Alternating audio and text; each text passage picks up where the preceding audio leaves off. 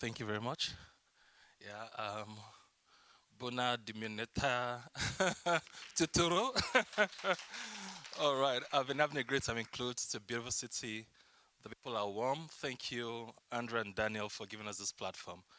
So my name is Abiodun. I'm Dominic Odunuga. I'm Nigerian, but I'm based in Paris. I've been living in France for close to 9 years now. And I'll be talking briefly about the business and innovation ecosystem in Nigeria. But before I start with my slides, okay.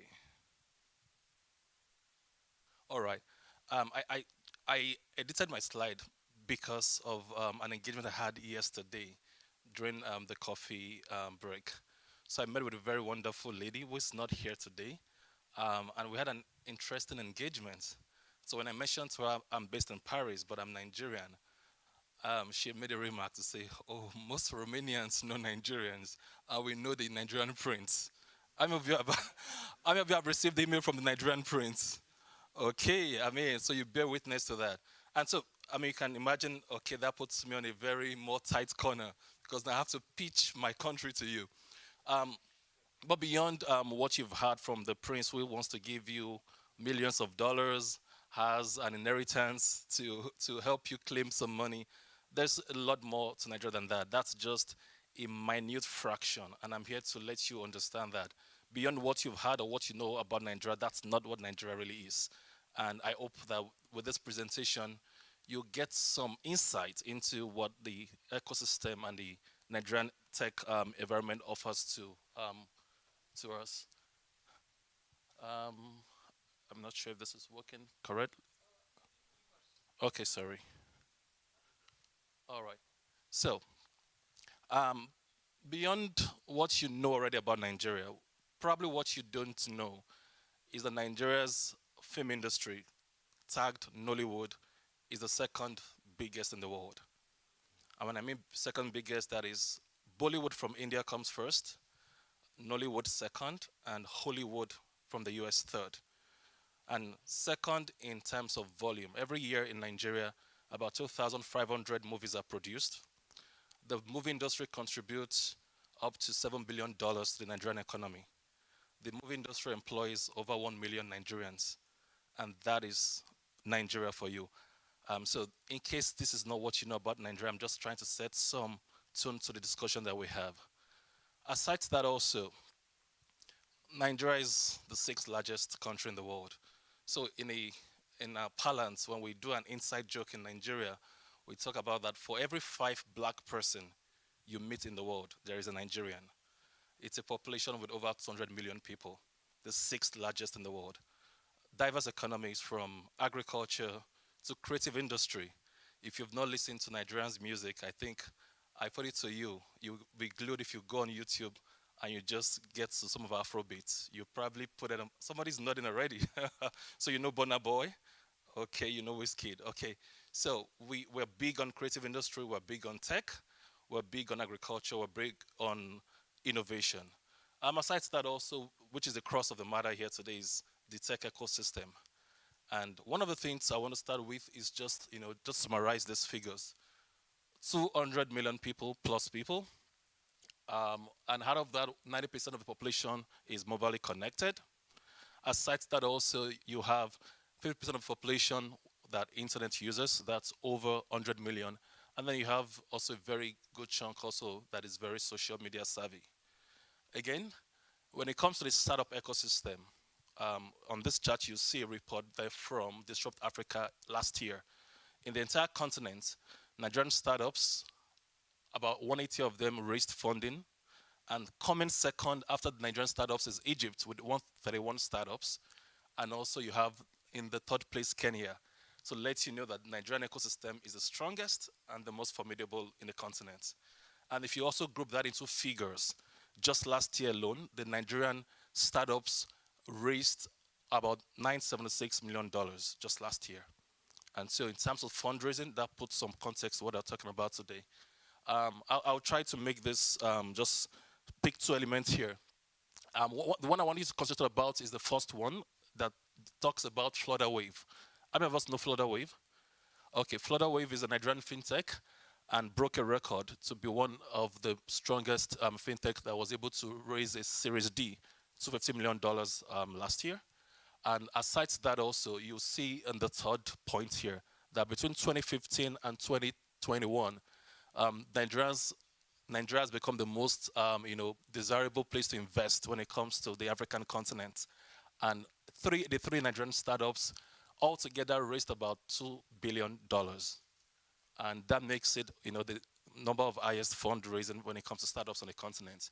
So I'm here not talking about a little ecosystem in the map of the world, but the strongest in the African continent. Putting this also in context, out of the 7 unicorns that we have in Africa, 7 unicorns, and unicorns, for those of you who know, are companies or startups that are worth $1 billion and above. Nigerian startups we have about 4 startups who are in that category out of the entire continent of startups that are worth over $1 billion. And out of that, you see Flutterwave, you see most of them are fintechs, and then you have one of them, Mandela, which is into talent marketplace. So in a nutshell, just to put this in context, if you gather the entire West African region, countries together such as Ghana, Ivory Coast, Cote d'Ivoire, Togo, Benin, Mali, and you put them together, the funds they raised was not even up to what Nigeria raised alone. Nigerian startups altogether raised $2 billion just last year. So it's not just a major block in the continent, but also a major block in the region. So why Nigeria? What's the big deal about Nigeria? So if you don't believe the stats, probably you might believe some of these faces here. That's Mark Zuckerberg, founder and CEO of Facebook. He was in Nigeria in 2016. Why would he go to Nigeria out of many places in the world? And Mark went to Nigeria, and he didn't just return without doing anything. Mark engaged the ecosystem in Nigeria. And after that trip, he was able to launch a hub in partnership with one of the foremost incubators in Nigeria, Co-Creation Hub, CC Hub. Not only that, Mark actually was one of the investors in one of the unicorns I showed you up, Andela. Mark invested about $24 million into that fund, into that startup. So a year after Mark went to Nigeria, you had the CEO of Google also going to Nigeria. Sundar went into Nigeria. And they went to Nigeria in 2017. And in this interaction, he also made a commitment after seeing the buoyancy and meeting some of the formidable team there. And he also made a commitment that Google will be raising and investing in 100,000 Africans in the area of software engineering. And they'll be focusing on 3 countries in Africa: Nigeria, number 1, Kenya, and South Africa. Now, a year passed after Google CEO went to Nigeria, and then you had ex-Twitter CEO, Jack Dorsey. Jack was in Nigeria in 2019, and he also went to see for himself what's really special about this ecosystem. What's the big deal about this country? And of course, if some of you will know about Jack, he's very strong when it comes to cryptocurrency, Bitcoin. And if you do your research well, amongst the top countries in the world when it comes to adoption of cryptocurrencies and Bitcoin, Nigeria is on the top 5, top 10. And also when it comes to user and membership, when it comes to cryptocurrency. So there's something about this country. So let's go down to Asia. Beyond Jack, Dorsey. Then we had Jack Ma also go the same year in 2019 to Nigeria, and that was with the vice president, the current vice president of Nigeria. I need to say the current vice president because in a few days, the baton is changing to a new government. And so the current vice president hosted Jack Ma. And Jack Ma was also pleased with what he saw. And he said that he's going to be investing in the e-sector, e-governance, e-infrastructure, e-tech, and all of e-edutech. And this was Jack Ma. Now, this is enough to let you know there's something about this ecosystem. There's something strong that the world is not, probably some part of the world are not paying attention to. But in case you doubt all of these faces that I've shown to you, then maybe you would not doubt the EU. I was part of this project, and it was a 36-month project by the EU, funded by the EU, under the auspices of the IOM, International Organization for Migration. Europe I live in Europe, so I know what I'm saying. Europe, as it is right now, has a shortage of skills when it comes to ICT. And the numbers of young people who can fill the positions in companies are insufficient in Europe as we speak. It's a deficit. And the EU looked around, looked around the world. How can we solve an European problem for within 36 months? And they called on two countries in Africa who had the pool of talents that could solve the crisis in Europe. Namely, guess what the countries? Of course, Nigeria. Nigeria and Senegal. So Nigeria and Senegal talents were the most important fabric to be able to mainstream them to solve a current European crisis. And the four countries that were used as a test case was Luxembourg, Italy, Netherlands, and Belgium. And these four countries were used as a landmark or like a prototype to see how Nigerian talents in the tech area could help salvage the deficit in Europe.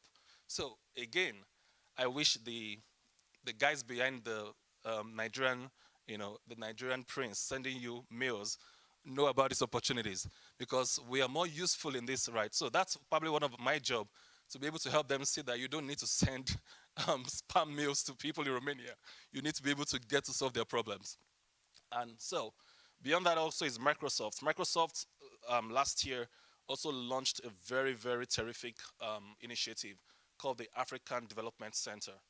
And this center, you know, the amount of investment that went into this center was $100,000, and this is focused on just Nigeria and also Kenya.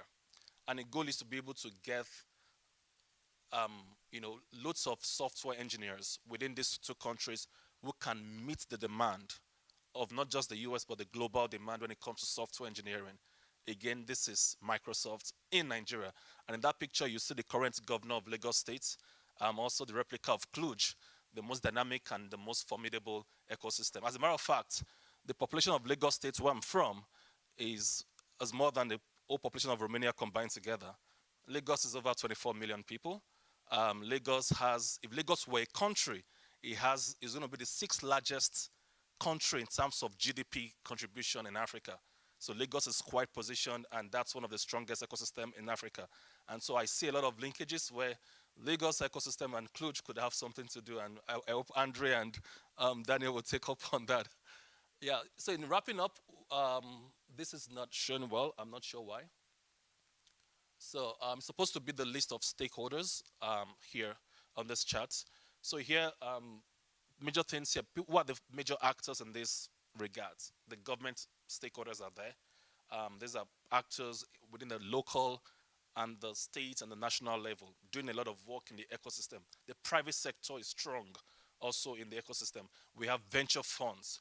We have incubators and accelerators. We have tertiary institutions. All of these fabrics and components are what makes the Nigerian ecosystem formidable. And I listed some of them there. You would see the likes of Ventures Platform. You see Co-Creation Hub. These are foremost incubators. You see AfriLabs. AfriLabs is an organization that is spread across 50 African countries, and they have over 300 entrepreneurship support organizations, ESOs, and also incubators within their auspices. And you also have NITDA there. That's the Nigerian Information Technology Development Agency, who is also mainstreaming policies to ensure that startups and foreign investors have a soft landing in Nigeria. So what are the opportunities, when it comes to Nigeria? What's on ground that you can meet? You have multi-sector opportunities across the health area, across agriculture, across financial services. You also have the market size. I just mentioned to you that Lagos State alone is the entire population of Romania. And so the markets and the demand is there in terms of consumption. You also have the talent pool. I did mention about the IOM project.